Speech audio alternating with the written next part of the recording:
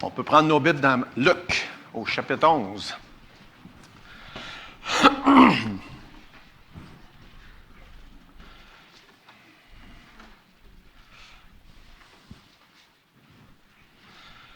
Ça avance, tranquillement, mais ça avance.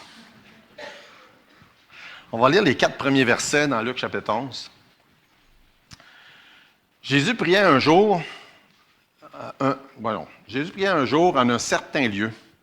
Lorsqu'il eut achevé, un de ses disciples lui dit, « Seigneur, enseigne-nous à prier comme Jean l'a enseigné à ses disciples. » Il leur dit, « Quand vous priez, dites, « Père, que ton nom soit sanctifié, que ton règne vienne.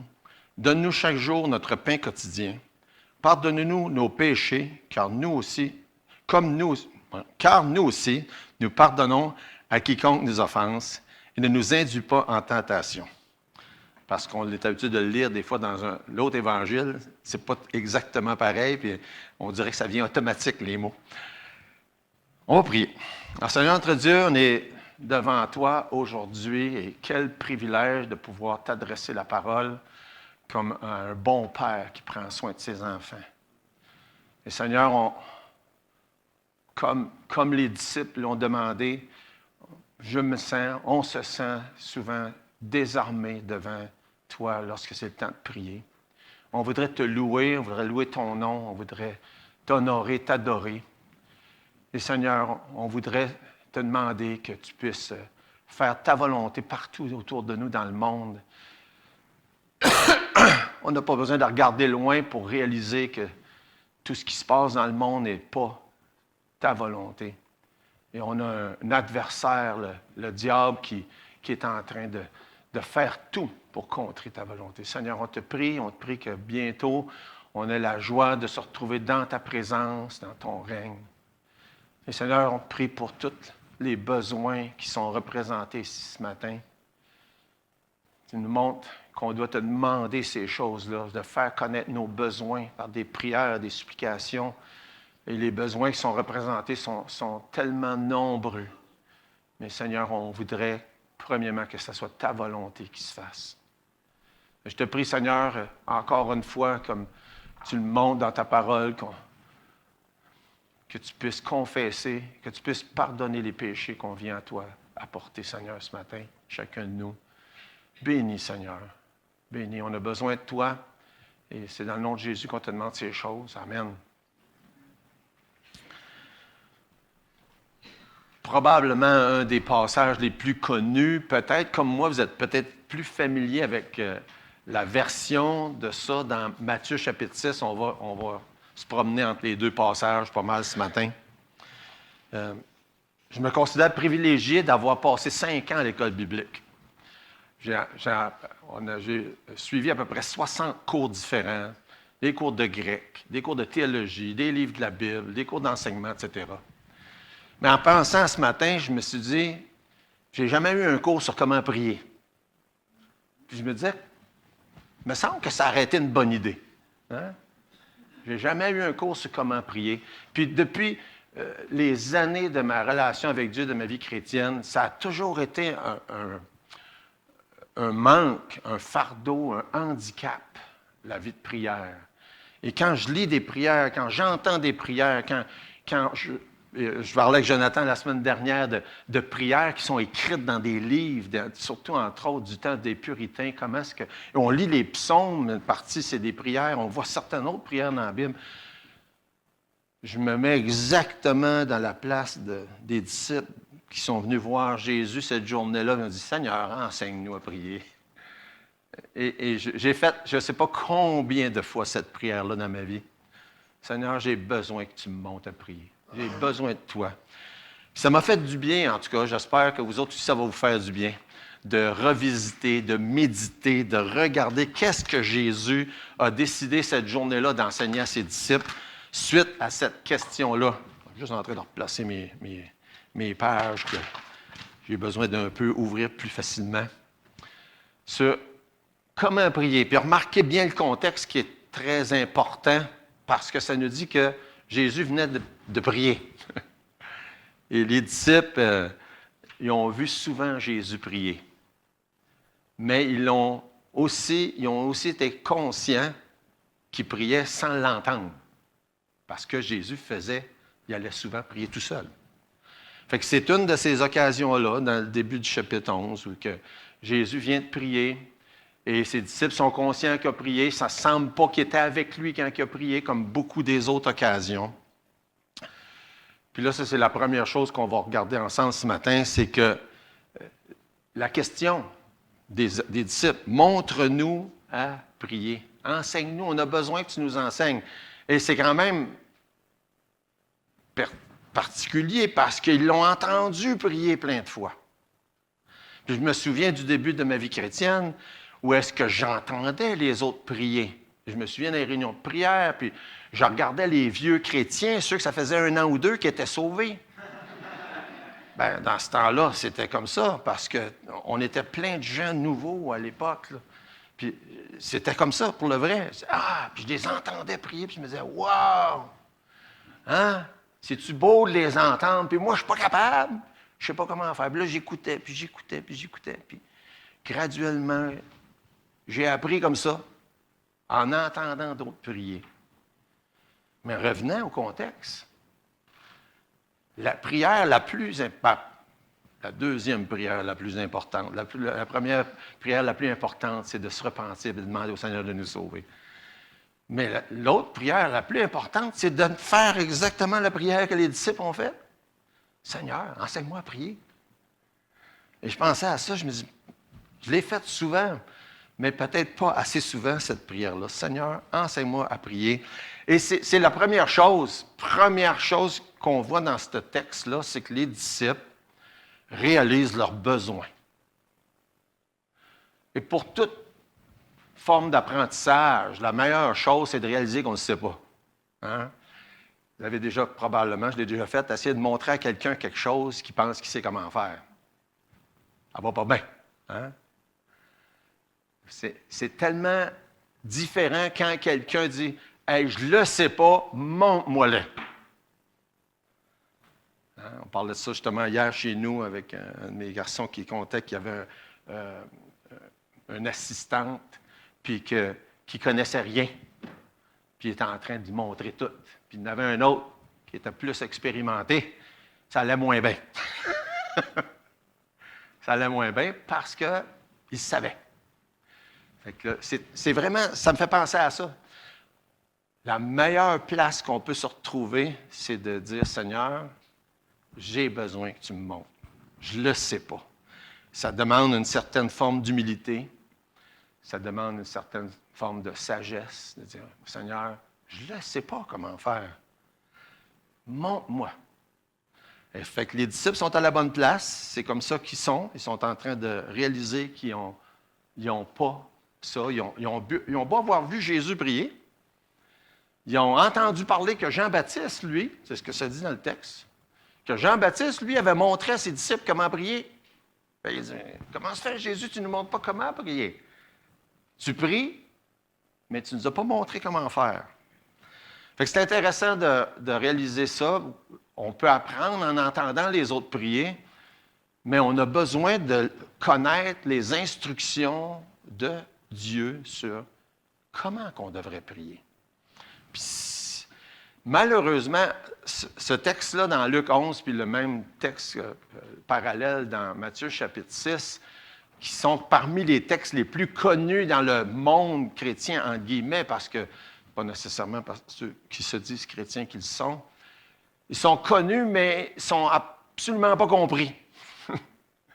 Absolument pas compris. Pourtant, c'est si clair qu'est-ce que Jésus veut enseigner sur comment prier. Et la grande faille d'à peu près tout le monde, c'est de penser que Jésus voulait nous dire de répéter ces mots-là. C'est pas ça qu'il dit, premièrement. En plus, il dit le contraire, on va le voir tantôt. Il ne dit pas « voici ce que vous devriez dire », mais il dit « voici comment vous devriez prier ». Puis il donne un exemple. Quand tu pries, tu dis ça, mais c'est un exemple et ce n'est pas des phrases à apprendre par cœur puis à répéter. Donc, il venait de voir Jésus. Ils ont entendu parler de Jean-Baptiste, puis il a dit, « Seigneur, montre-nous comment prier, verset 1. Jésus priait un jour à un certain lieu, intéressant ça aussi. Il priait, puis il y avait un lieu spécifique, il y avait une certaine routine de comment il devait accomplir son ministère de prière. Puis quand il a eu fini, c'est à ce moment-là qu'un des disciples a dit, « Seigneur, enseigne-nous à prier comme Jean l'a enseigné à ses disciples. » Fait qu'ils reconnaissent une chose, plus qu'une chose. Je ne sais pas comment prier. Jésus a prié. Jean-Baptiste a prié. Jean-Baptiste a enseigné aux autres à prier. Il faut que j'apprenne à prier. Et si Jésus devait prier, si Jean-Baptiste devait prier, puis Jésus a dit que Jean-Baptiste était le plus grand des prophètes, bien, c'est sûr que les disciples avaient besoin de prier, puis c'est sûr que moi, j'ai besoin de prier, puis c'est sûr que toi, tu as besoin de prier. C'est comme évident, mais on a besoin aussi non seulement de prier, mais de savoir comment prier.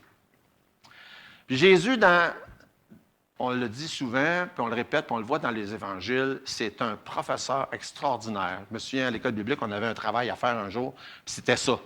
Puis il fallait aller chercher, c'était dans un cours d'éducation, aller chercher dans les évangiles toutes des choses qui montraient que Jésus était un bon professeur. Puis comme bon professeur, on voit dans sa méthode d'apprentissage, il emploie une technique là, qu'on emploie nous autres aussi. Il dit, je vais commencer par vous dire quoi pas faire. Hein? C'est quand même une bonne approche. Je vais vous dire qu'est-ce qu'il ne faut pas faire. Après ça, je vais vous dire qu'est-ce qu'il faut faire. Puis pour voir qu'est-ce qu'il ne faut pas faire, là, on va dans Matthieu chapitre 6, le passage parallèle.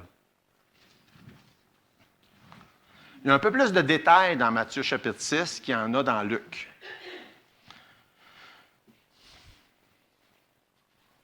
Et c'est la même histoire, c'est le même contexte, c'est la même occasion, mais raconté par Matthieu au lieu de Luc. Puis au verset 5, quand il explique qu'est-ce qu'il ne faut pas faire, la première chose qu'il ne faut pas faire quand on prie, c'est d'être comme les hypocrites. C'est ce que ça dit au verset 5. Lorsque vous priez, ne soyez pas comme les hypocrites. Puis là, il mentionne une des choses en rapport avec les hypocrites qui aiment à prier debout dans les synagogues, au coin des rues, pour être vus. Je vous le dis en vérité, ils ont leur récompense. Mais quand tu pries, entre dans ta chambre, ferme ta porte et prie ton Père qui est dans le lieu secret, et ton Père qui voit le secret te le rendra. Jésus a fait ça souvent. Mais il a aussi prié en public. Fait que le point qu'il ne faut pas faire n'est pas de ne pas prier en public. Hein? On peut se tromper et penser que c'est ça l'emphase. Il dit, si tu pries en public, fais pas comme les hypocrites. T'es mieux d'aller prier tout seul dans ta chambre. Là, c'est vraiment le temps où tu vas apprendre à prier. Puis lorsque tu viendras le temps d'en prier en public, ça c'est une autre chose, ça arrive aussi. Ce n'est pas une défense de prier en public, mais c'est un encouragement de prier en privé.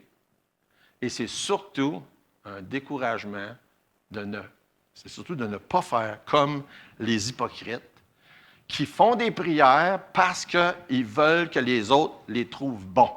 Tout simplement. C'est-tu beau de l'entendre?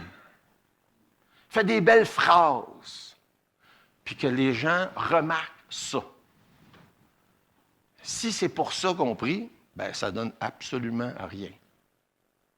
D'ailleurs, Jésus, dans d'autres contextes, on nous dit aussi que n'importe quoi d'autre, on ne devrait pas le faire pour être vu. On ne donne pas pour être vu, hein? On ne sonne pas à la cloche avant d'arriver et de mettre de quoi dans l'offrande, puis que tout le monde, ah, regarde donc ça, il donne de quoi dans l'offrande. On ne fait rien pour être vu, si on veut le faire pour Dieu. Et il y a beaucoup de choses qui se font, puis Luc l'a mentionné tantôt, par beaucoup de gens, en quelque part, que personne ne voit, puis ils le font pour Dieu, puis c'est comme ça que ça devrait être. Donc, évidemment, la prière, en premier lieu, la même chose. On ne prie pas pour être vu. Si on prie en public ou qu'on prie en privé, il ne faut pas être comme les hypocrites. Si on chante, si on sert, si on donne, si on fait n'importe quoi, il ne faut pas faire comme les hypocrites qui le font pour être vus. Il n'y a rien de ce qu'on devrait faire pour Dieu qui devrait être fait pour être vu. toujours pour Dieu, pour sa gloire, peu importe s'il y a quelqu'un qui entend ou qui voit. On ne fait rien pour être vu. L'autre chose, c'est ne prie pas comme les païens. C'est tout un point, celui-là. Encore dans Matthieu chapitre 6, verset 7. En priant, ne multipliez pas de vaines paroles comme les païens qui s'imaginent qu'à force de paroles, ils seront exaucés. Ne leur ressemblez pas, car votre Père sait de quoi vous avez besoin avant que vous lui demandiez. La majorité de ceux de ma génération, on a appris à prier, en tout cas moi, comme plusieurs de mon âge et d'autres, avec un chapelet. Et quand on pense à ça, hein, bien sûr, c'est sûr que plusieurs savent de quoi je parle, les plus jeunes, peut-être, vous n'avez aucune idée de quoi je parle.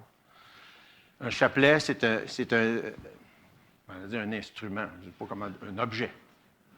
C'est un objet, puis il y a des petites billes, puis il y a une croix, puis là, mais, puis encore là, ça fait longtemps, là, moi, peut-être pas bonne, peut-être quelqu'un va... je crois que c'est 10 petites billes, puis après ça, il y en a une seule, puis 10 petites billes, puis une seule. Hein, ça ressemble à ça. Puis là, il fallait faire des prières. Un, je vous salue Marie, 2, 3, 4, 5, 6, 7, 8, 9, 10. Puis après ça, un Notre Père, puis recommencer, puis suivre le chapelet. C'est comme ça qu'on nous enseigne à prier. Et il y a des millions de gens qui pensent que c'est ça, la prière. Puis qui pensent en plus que la prière que Jésus donne en exemple ici, c'est supposé d'être utilisé comme ça. Quand il prend la peine de dire, avant de commencer, faites pas ça. Faites pas ça. Les païens font ça. Si vous êtes un enfant de Dieu, priez pas comme ça. C'est sérieux quand on pense à ça. Mais, encore aujourd'hui, il y a des millions de gens qui pensent que c'est ça que c'est prier. Quand très clairement Jésus dit, non, les païens prient comme ça. Vous autres, vous ne ferez pas ça. Vous ne prendrez pas juste une phrase que vous répétez en pensant que parce que vous faites ça, Dieu va vous exaucer. Un des bels exemples qu'on a dans la Bible de ça, c'est dans 1 Roi, chapitre 18. Probablement plusieurs vous vous rappelez de cette histoire-là, quand il y a la grosse confrontation sur la montagne avec les prophètes de Baal.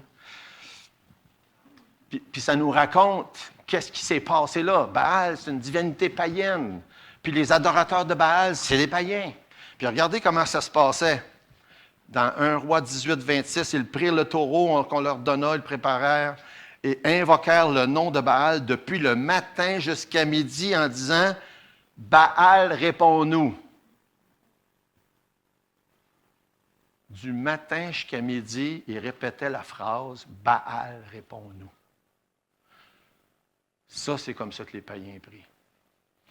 Je vous ai sûrement déjà raconté ça une fois. Moi, quand j'étais pasteur à Québec, quand on avait des visiteurs, on allait leur montrer l'oratoire à Sainte-Anne-de-Beaupré, puis on visitait ça. Puis dans le mois de mai, c'est la fête de Sainte-Anne. Puis à un moment donné, on est arrivé là pendant une célébration. Puis on était juste dans la porte en arrière, puis quand on a vu qu'il y a une célébration, on n'a pas été plus loin. Il y avait une procession qui faisait le tour dans la cathédrale. Puis il y avait le curé en avant qui avait une grosse croix, puis le monde suivait. Puis le curé disait « Sainte-Anne, réponds-nous ». Puis tout le monde qui le suivait répétait « Sainte-Anne, réponds-nous ». « Sainte-Anne, exauce nos prières ». Tout le monde répétait « Sainte-Anne, exauce nos prières ». On n'a pas resté là longtemps. On avait le poil qui levait sur les bras, comme si il y a quelque chose qui n'est pas normal ici. Ça ressemblait beaucoup plus à une séance de spiritisme que des prières. Et que Jésus dit, quand vous priez, c'est pas comme ça que ça devrait se faire. Ça, c'est juste quelques exemples de qu'est-ce que Jésus dit, que c'est les païens qui font. Fait que, priez pas comme les hypocrites, priez pas comme les païens. À cette heure, bien, comment vous devez prier? Comment vous devez prier? Et c'est ce qui fait, on va continuer, Je pense que je vais continuer dans Matthieu, au lieu de voir si je tourne encore tout de suite dans Luc. De toute façon, Matthieu et Luc, à ce moment-là, c'est exactement la même chose.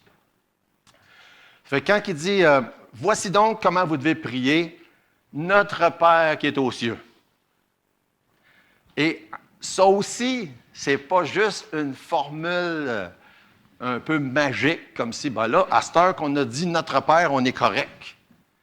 Hein? Ce n'est pas une formule. Ce dont il est question là, c'est que si on doit prier, notre prière est basée sur le fait qu'on a une relation personnelle avec Dieu le Père. Et sans ça, ça vaut absolument rien. Et l'important n'est pas de répéter la phrase « Notre Père qui est aux cieux », autant que de réaliser puis d'avoir cette relation-là avec Dieu comme ton Père.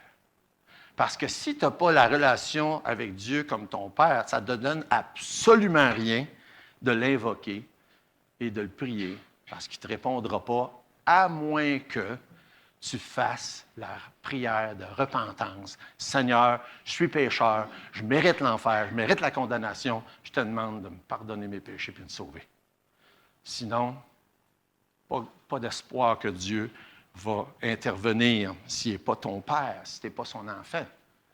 Notre relation avec Dieu, nos prières sont basées sur le fait qu'il est notre Père. Et comment est-ce qu'on s'assure que Dieu est notre Père? Bien, c'est un des plus bels exemples, c'est dans Jean chapitre 3. Qu'est-ce que Jésus raconte à Nicodème? On peut prendre quelques instants, je ne veux pas prendre trop de temps parce qu'on l'a vu souvent, mais rapidement. Dans Jean chapitre 3, pour que Dieu soit mon Père, il faut que je sois son enfant. Pour être son enfant, il faut que je naisse de nouveau. Puis c'est ce que Jésus explique à Nicodème dans Jean chapitre 3. Verset 3, en vérité, je te le dis, si un homme ne naît de nouveau, il ne peut voir le royaume de Dieu. Verset 5, et en vérité, je te le dis, si un homme ne naît d'eau d'esprit, il ne peut entrer dans le royaume de Dieu. Ce qui est né de la chair est chair, ce qui est né de l'esprit est esprit, puis il explique par ça que la nouvelle naissance est une naissance spirituelle. La première est physique, dans l'eau, la deuxième est spirituelle, c'est la nouvelle naissance. Puis verset 7, ne t'étonne pas, je t'ai dit, il faut que vous naissiez de l'esprit. Puis dans les versets 14, 15, 16, qui sont plus connus, il explique, comme Moïse élevait le serpent dans le désert, le Fils de l'homme doit être élevé, et afin que quiconque croit en lui ne périsse point, mais qu'il ait la vie éternelle. Et le fait que Jésus ait été élevé sur la croix, qu'on se tourne vers lui en confessant nos péchés, puis qu'on dit, Seigneur, je crois que tu es vraiment mort pour moi, pour mes péchés. Ça nous permet d'avoir la vie éternelle. C'est ce que ça explique dans ces versets-là. C'est la réponse de Jésus à la question, mais comment cela peut-il se faire quand Nicodème lui pose la question en parlant de la nouvelle naissance? Quand on tourne dans Romains chapitre 8, c'est ce qui nous dit, qui nous permet d'appeler Dieu Père. Dans Romains chapitre 8.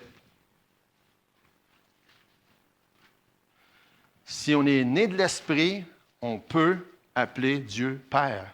Romains 8, verset 14.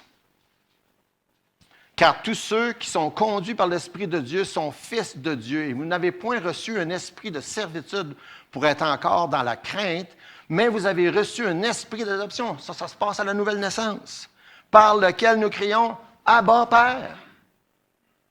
C'est comme ça que Jésus appelait le Père quand il priait. « Abba, Père ». Ou encore dans Galates au chapitre 4, ça nous dit à peu près la même chose. Galates 4, versets 4 à 6.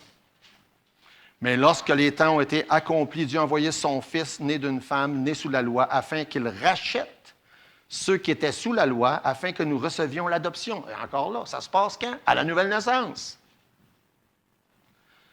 Parce que vous êtes fils de Dieu, parce que vous êtes fils, Dieu a envoyé dans nos cœurs l'esprit de son Fils, lequel crie « Abba, Père ». Même chose. Qu'est-ce qui nous permet de pouvoir prier, d'avoir cette relation-là avec Dieu comme notre Père, c'est d'avoir reçu par la foi l'Esprit de Dieu, puis d'être sauvé ou d'être né de nouveau. Et ça, c'est comme ça que la prière, ça, c'est ce qui doit exister avant toute chose quand on prie. Ça fait penser une petite anecdote que j'ai lue du temps du président Lyndon Johnson, qui avait des réunions de prière avec tous les hauts fonctionnaires à ce moment-là dans son administration. Et son porte-parole, qui s'appelait Bill Moyers, cette occasion-là, était en train de rendre grâce. Puis Lyndon Johnson a dit, « Bill, parle plus fort, je ne t'entends pas. » Puis il dit, « Monsieur le Président, ce n'était pas à vous que je m'adressais. » Pas sûr que ça passerait aussi bien à cette heure avec le président qui est là, mais en tout cas. Mais je lisais ça, je me dis, il avait compris quelque chose, lui. Quand on prie, c'est notre relation avec Dieu le Père qui nous permet de lui adresser la parole, qui nous accepte dans sa présence. Un lieu qui était autrefois réservé aux souverains sacrificateurs une fois par année, de s'avancer dans ce lieu saint-là pour aller être en communion avec Dieu. Il y avait tout un apparat pour pouvoir passer dans la présence de Dieu.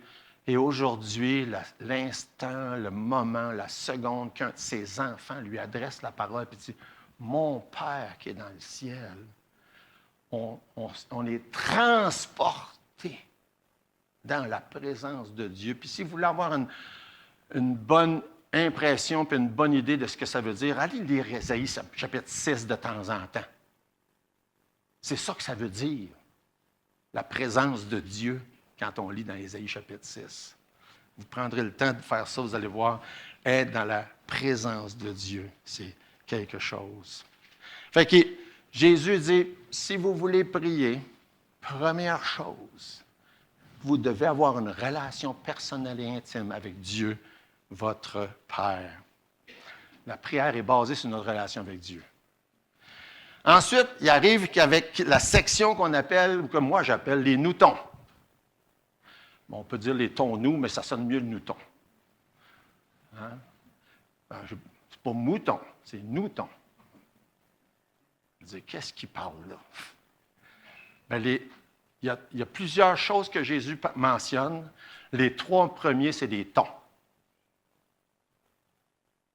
Que ton nom soit sanctifié, que ton règne vienne, que ta volonté soit faite sur la terre comme au ciel. Si vous voulez prier, commencez avec ça, Jésus dit. Les tons ou les temps. Ça sonne drôle un peu, mais peut-être que vous allez vous en rappeler. Puis ensuite vient les nous. C'est souvent le contraire, hein? Ou des fois, il y a juste des nous. Ou des je. Ou des moi. Jésus dit, si vous voulez prier, la première chose, que ton nom soit sanctifié, que ton règne vienne, que ta volonté soit faite sur la terre comme au ciel. Peut-être que vos petits nous, puis je, puis moi, vont prendre un peu moins d'importance après ça. Au lieu d'arriver à Dieu en commençant avec une liste d'épicerie, hein, on n'a pas même eu le temps ou pris l'occasion de dire, Seigneur, que ton nom est merveilleux. Merci pour tout ce que tu es, ce que tu fais, ce que tu représentes. Mais, Seigneur, j'ai besoin de ci, puis j'ai besoin de ça, puis tu peux-tu faire ça? Sans considérer, premièrement, le privilège que Dieu nous fait d'entrer dans sa présence. On a chanté tantôt plusieurs chants, là, ça nous préparait pour, justement, parler de ce sujet-là. C'est tellement un privilège d'entrer dans la présence de Dieu. Un privilège je parle pour moi-même, là, qu'on a tendance à prendre à la légère de temps en temps. C'est tellement un grand privilège. Vous voyez, que ton règne vienne, que ta volonté soit faite, que ton nom soit sanctifié, premièrement. Ça nous ramène à cet aspect-là très solennel de la présence de Dieu, puis le fait justement que Dieu nous invite dans sa présence. Que ton règne vienne, que ta volonté soit faite sur la terre. Luc mentionne juste ton règne, il ne mentionne pas l'autre. mais les deux sont là dans Matthieu. On pourrait probablement les mettre ensemble, ces deux-là. Hein? Ton règne, ta volonté soit faite sur la terre. C'est très évident que la volonté de Dieu n'est pas faite sur la terre comme au ciel au moment où on se parle. Et c'est très évident que c'est plus le diable qui domine, puis qu'il y a beaucoup de choses qui se font dans le monde et qui se font dans nos vies, qui ne sont pas sa volonté. Ça va nous amener justement au prochain, dans la prochaine section, ça. Que ta volonté soit faite, que ton règne vienne. Dans Apocalypse chapitre 22, ça fait partie des prières qui sont là, hein? Que Dieu nous dit qu'on devrait faire. Hein? Apocalypse 22, verset 17, viens, et que celui qui entend dise, viens, viens Seigneur, viens, que ton règne vienne. Seigneur, on est conscient, puis on devient peut-être un peu trop confortable, ou dans l'autre côté, un peu comme tantôt dans les témoignages, soit qu'on est trop confortable, ou soit qu'on est trop préoccupé par ce qui se passe dans le monde, un ou l'autre. Mais ce n'est pas son règne dans le moment-là. On n'a pas à être confortable, puis on n'a pas à être préoccupé. Ni l'un ni l'autre. On a à être conscient qu'on a besoin jour après jour que sa volonté soit faite dans le monde, autour de nous, dans nos vies. Puis on doit prier pour ça, jusqu'à ce qu'il vienne.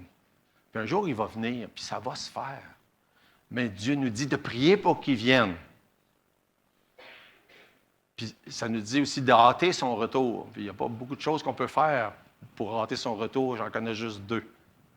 On doit prier, puis on doit témoigner. Prier, témoigner pour hâter son retour.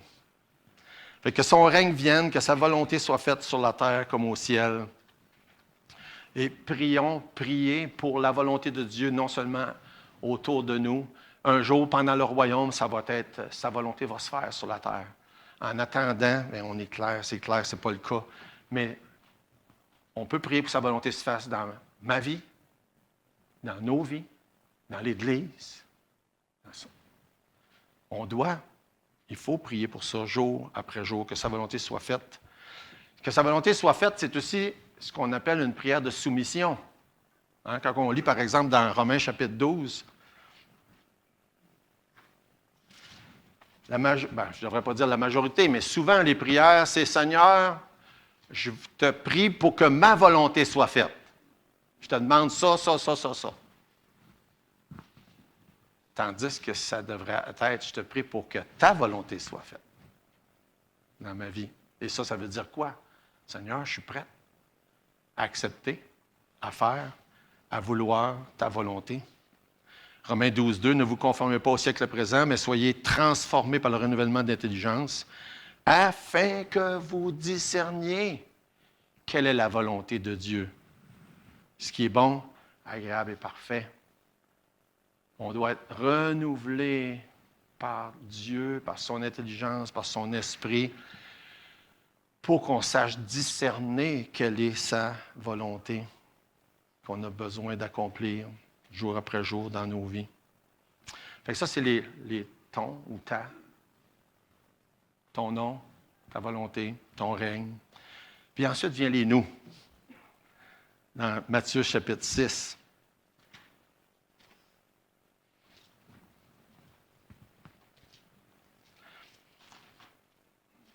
Premièrement, dans Matthieu chapitre 6, juste pour nous faire réaliser que oui, on doit faire connaître nos besoins à Dieu, mais il les connaît déjà.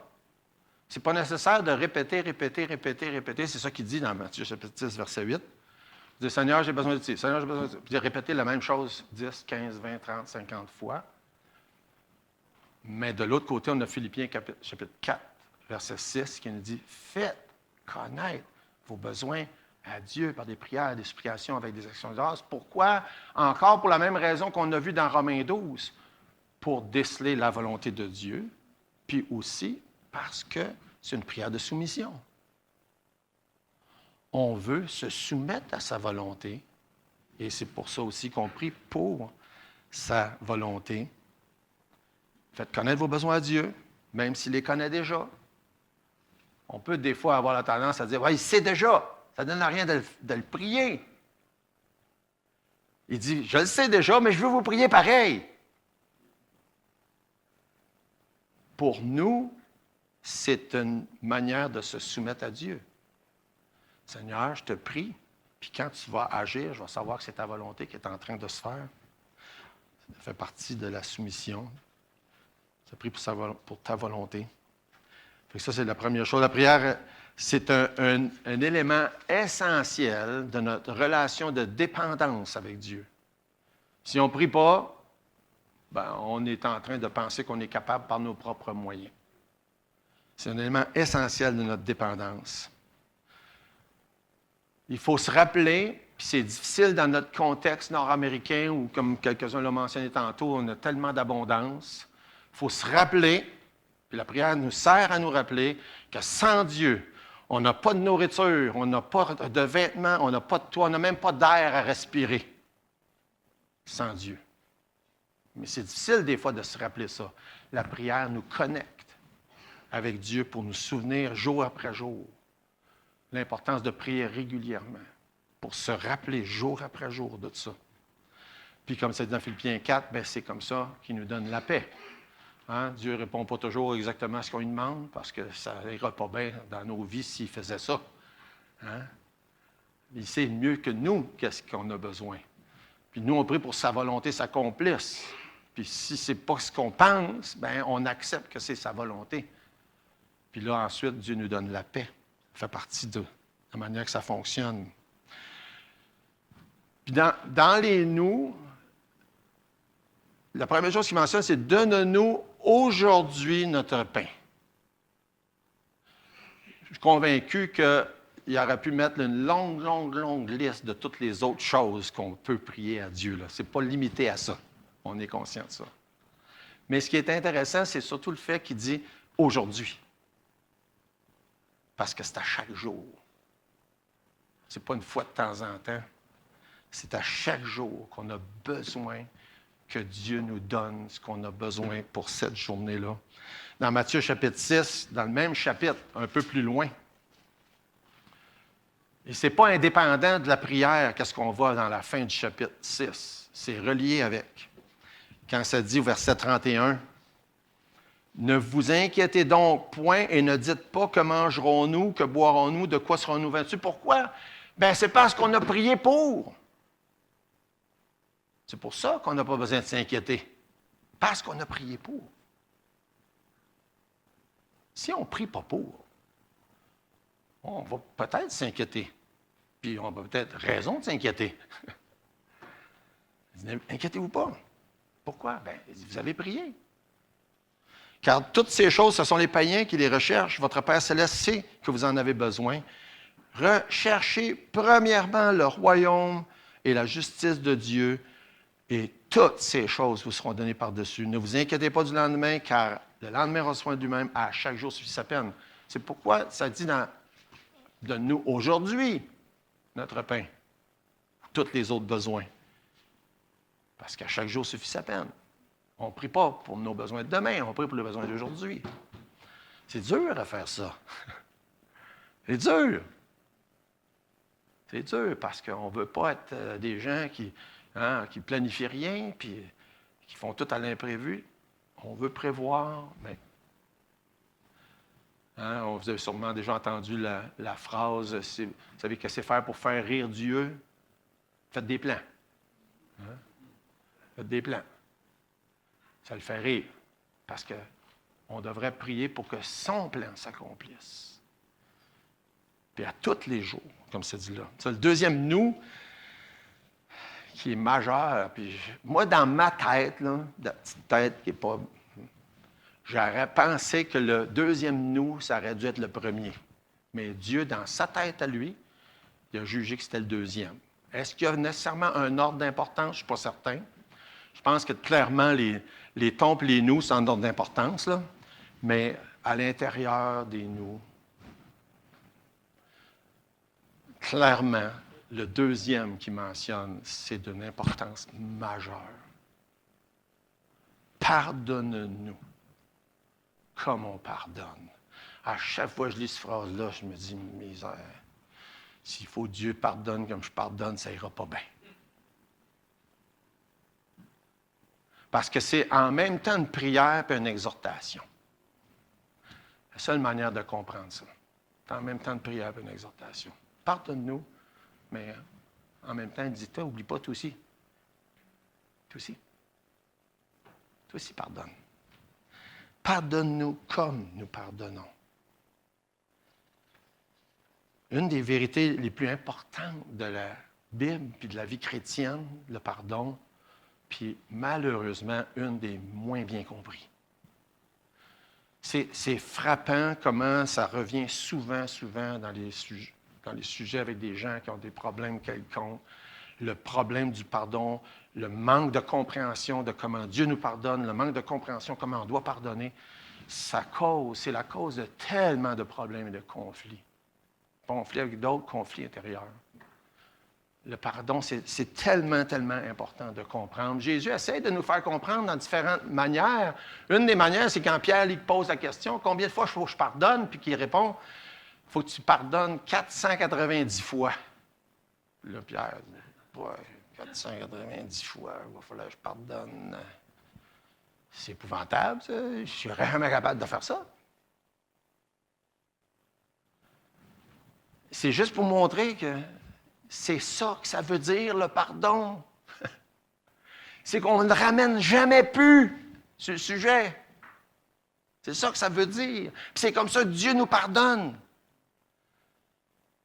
Ça vous est-tu déjà arrivé de pécher depuis que vous êtes sauvés? Personne ne répond. Eh bien, on est tous coupables. Ça vous est-tu déjà arrivé de pécher plus qu'une fois le même péché? Plusieurs fois, 10 fois, 20 fois, 30 fois. Est-ce que Dieu a dit, c'est assez un jour? Il dit, non, c'est assez. Il nous pardonne, il nous pardonne, il nous pardonne, il nous pardonne, il nous pardonne. Mais il dit, quand vous priez, il faut demander pardon pareil. Parce que c'est la relation avec Dieu qu'il faut qu'il soit rétabli. Il faut demander pardon. Il y a tellement d'idées fausses sur le pardon. Beaucoup de gens disent « Ah, je ne peux pas pardonner parce que je ne peux pas oublier. » Bien, ça n'est pas la même chose, tout simplement. Le pardon et la mémoire, ce n'est pas deux choses. Ce n'est pas la même chose. Tu peux rappeler de quelque chose puis avoir pardonné, tout simplement. Alors, on n'ira pas trop loin dans ça parce qu'on n'a pas le temps. Une autre fausseté, c'est que les gens disent « Il faut que je me pardonne à moi-même. » Non, oublie ça. Il faut que tu acceptes le pardon de Dieu. Pas que tu te pardonnes à toi-même. Mais ça tord la pensée des gens sur le pardon. Puis là, il y a des gens qui se morfondent pendant des années de temps. « Je ne suis pas capable de me pardonner. » Non, tu n'as pas besoin de te pardonner. Dieu te pardonne. Il faut que tu acceptes son pardon. Et il y a aussi des gens qui disent « Ah, je ne suis pas capable de pardonner. » Mensonge. Tu ne veux pas pardonner. Pas pareil. Le pardon, c'est un choix. C'est un choix. Dieu choisit de nous pardonner. Et nous aussi, si on est pour pardonner, on choisit de pardonner. Quand quelqu'un dit « je ne suis pas capable de pardonner », c'est parce qu'il ne veut pas pardonner. Je m'excuse, là, peut-être qu'il y en a qui ne seront pas contents de moi matin, mais c'est ça. C'est un choix. Parce que Dieu nous dit, si ce n'était pas un choix, ça ne serait pas un commandement. Hein?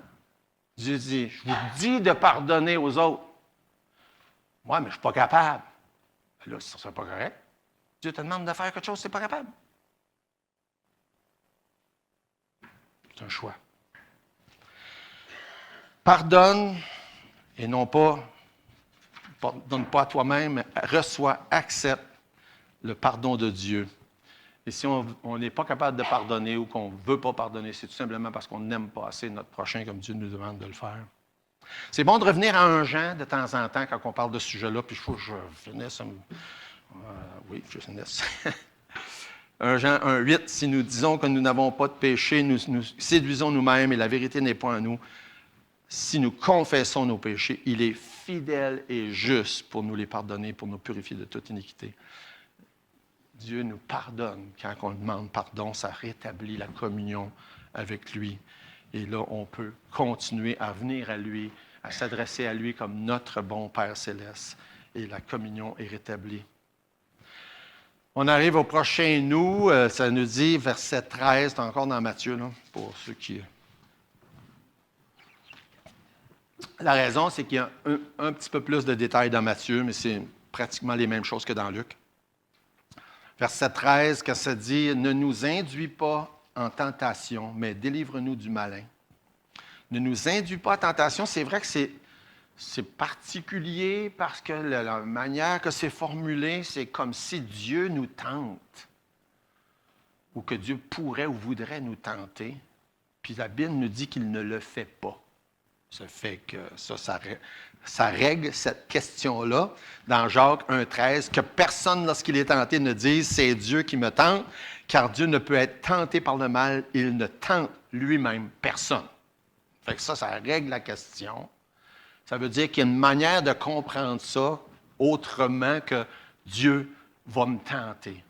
Ça nous dit, par exemple, dans 1 Corinthiens 10, 13, qu'aucune tentation, puis le mot tentation aussi est interchangeable avec le mot épreuve, c'est le même mot dans la langue originale, ne vous est survenu qui n'ait été humaine, et Dieu qui est fidèle ne permettra pas que vous soyez tentés au-delà de vos forces, et ça fait partie, ça, de l'explication de qu'est-ce qui se passe. Dieu permet qu'on ait des épreuves, mais il ne permettra jamais que ces épreuves ou ces tentations-là soient au-dessus de nos forces. Puis il va toujours pourvoir le moyen. Mais il nous dit de prier pour ça. Encore une fois, comme pour les autres besoins. Ah, Dieu connaît mes besoins, je n'ai pas besoin de prier. Non, il dit prier. Encore là pour indiquer notre dépendance. Il ne permettra jamais que ça soit au-delà de nos forces. Mais si on ne prie pas pour ça, on peut se faire dépasser rapidement par ce qui nous arrive. Parce que là, on n'était pas en train de dépendre de sa force, puis on dépend juste des nôtres. C'est ça qui fait une grande, grande, grande différence. Donc, ne nous induis pas en tentation, ne permet pas qu'on soit tenté d'une manière à nous mettre à terre. Soutiens-moi, sauve-moi de la tentation, sors-moi de cette épreuve-là. Puis délivre-nous du mal ou du malin en particulier. Ce n'est pas juste mal. Dans certaines versions, ça dit mal, mais c'est plus le malin. Notre adversaire qui est là, qui est réel et on est dans un vrai combat spirituel. Encore, ça fait partie de notre réalité où est-ce que souvent on ne réalise pas que notre combat il est spirituel. On discute, Georgette, de ça avec mon garçon, Jérémy, cette semaine, où est-ce qu'on parlait de situation dans l'Église. Là, moi, je parlais de situation, puis il y a des gens qui ont des situations difficiles, puis des combats réels, puis on parlait de cette réalité-là. Il y a des maladies physiques, puis il y a des problèmes spirituels. Hein? Et souvent, on va trouver quelque chose entre les deux, qui n'est ni spirituel ni physique, puis on va lui donner un autre nom, on va trouver d'autres solutions.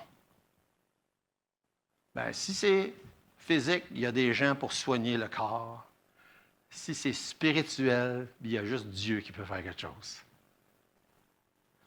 Oui, c'est vrai qu'il existe des maladies qui sont, je ne sais pas, d'ordre psychologique, par exemple. Je ne connais pas, je suis loin d'être connaissant dans ça. Mais il n'y a pas d'entre-deux, là. Hein? Il y a des choses physiologiques qui peuvent être en rapport avec les débalancements, soit dans les hormones, soit dans la chimie de notre corps, et ça cause des problèmes là, qui peuvent être d'ordre psychologique, par exemple. Mais les maladies, il y en a des physiques, mais il y en a aussi des spirituelles. On a tendance à pousser ça, dire « Ah non, c'est pas spirituel. » Mais c'est soit physique, soit c'est physiologique. Si c'est ni un ni l'autre, bonne idée de la regarder du côté spirituel. Quand on lit, par exemple, il faut que j'achève avant longtemps, dans Éphésiens chapitre 4, l'armure du chrétien, hein? Dieu dit, on est dans un vrai combat spirituel. Délivrez-nous du malin. Puis là, il nous parle de l'armure, puis des flèches, puis il nous parle du bouclier, puis là, j'ai des termes en anglais qui viennent dans la tête, je ne sais pas pourquoi, mais en tout cas, le casque du salut, c'est quoi déjà en français? Pensais à cuirasse, c'est ça. J'avais breastplate en français, en anglais, je ne sais pas pourquoi. En tout cas. Puis, en tout cas, l'armure d'un chrétien que Dieu nous donne, pourquoi? Il dit, on n'a pas à lutter contre la chair et le sang. Le combat, il est vraiment spirituel. C'est pour ça, quand il nous dit comment prier, qu'il nous parle de cet aspect-là qui est si important dans la vie de prière. Puis dans Éphésiens chapitre 6, quand ça nomme toute l'armure, puis après avoir nommé toute l'armure, le dernier, le verset 17, prenez le casque du salut, l'épée de l'esprit qui est la parole de Dieu. Puis ça conclut avec verset 18, faites en tout temps par l'Esprit toutes sortes de prières et de supplications. Veillez à cela avec une entière persévérance, puis priez pour tous les saints. Mets ton armure, mais oublie pas de prier. Ça ne marchera pas sans ça. Ça ne marchera pas sans ça. Il faut conclure, il faut finir. Dans Matthieu 6, je suis toujours avec Matthieu 6, malgré qu'on a lu tantôt Luc. Là. Est-ce qu'il faut répéter le Notre Père par cœur? Non. Est-ce qu'il faut l'apprendre par cœur? C'est une très bonne idée. Pourquoi? Parce que c'est notre plan que Dieu nous a donné pour avoir une vie de prière qui correspond à ce qu'il nous a enseigné. Bonne idée de l'apprendre par cœur. Puis de se le répéter dans la tête quand ça vient le temps de prier pour dire « Hey, je suis en train de suivre le plan que Dieu m'a donné, moi? » Je vais lire, finir avec ça. Voici donc comment vous devez prier. Notre Père qui est aux cieux, que ton nom soit sanctifié, que ton règne vienne, que ta volonté soit faite sur la terre comme au ciel. Donne-nous aujourd'hui notre pain quotidien. Pardonne-nous nos offenses comme nous aussi. Nous pardonnons à ceux qui nous ont offensés. Ne nous induis pas en tentation, mais délivre-nous du malin. Car c'est à toi qu'appartiennent dans tous les siècles le règne, la puissance et la gloire. Amen. Prions. Notre Dieu, merci. Merci parce que tu es bon envers nous et même après tant d'années, tu es disposé à nous enseigner encore à prier. J'ai tellement besoin que tu m'enseignes à prier, mon bon Père céleste. Et je te prie, Seigneur, pour que ton nom, que ta gloire soit manifestée. On te prie que tu viennes bientôt. On te prie que ta volonté soit accomplie dans nos vies, dans ma vie, dans l'Église. Et Seigneur, on te prie pour tous les besoins qui sont représentés ici ce matin. Que ce soit la nourriture autant que des besoins émotionnels qu'on peut savoir. On a tous des besoins.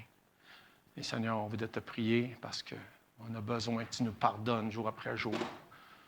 Et je te prie, Seigneur, pour quiconque qui n'a pas encore pardonné à qui que ce soit d'autre, que tu puisses toucher les cœurs et amener, Seigneur, à cette réalisation-là qu'on a besoin de ton pardon, mais on a besoin de pardonner. On te prie, Seigneur, pour chacun. Et Seigneur, dans le nom de Jésus, que je te demande toutes ces choses.